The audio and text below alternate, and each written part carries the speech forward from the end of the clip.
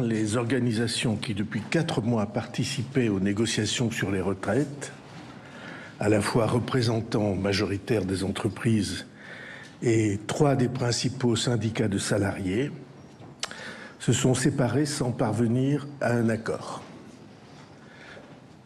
Quelles conclusions tirer de cette situation? D'abord, qu'un travail approfondi,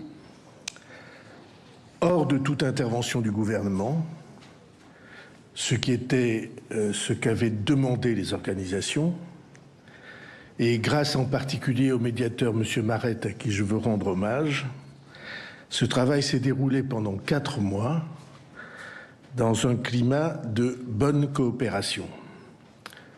On est passé de l'affrontement au travail en commun, et c'est un grand acquis. Ensuite, que dans la dernière ligne droite, on est arrivé très près d'un accord historique à bien des égards. Et je voudrais faire le bilan de l'accord qui a été ainsi dessiné. D'abord, le principe des règles d'âge pour garantir l'équilibre financier de notre système de retraite a été reconnu par tous, et je veux saluer l'effort de ceux qui ont accepté ce pas décisif. Ensuite, de nombreux points d'accord étaient sur le point d'être actés. Sur le sujet si important d'une amélioration des calculs de retraite des mères de famille, sur l'âge auquel on peut partir à taux plein, sur un certain nombre de principes de financement,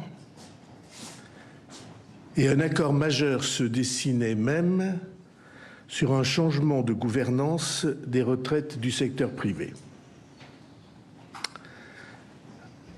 Alors bien sûr, je peux naturellement comprendre qu'on constate un échec lorsqu'on est sur des positions radicalement différentes ou opposées.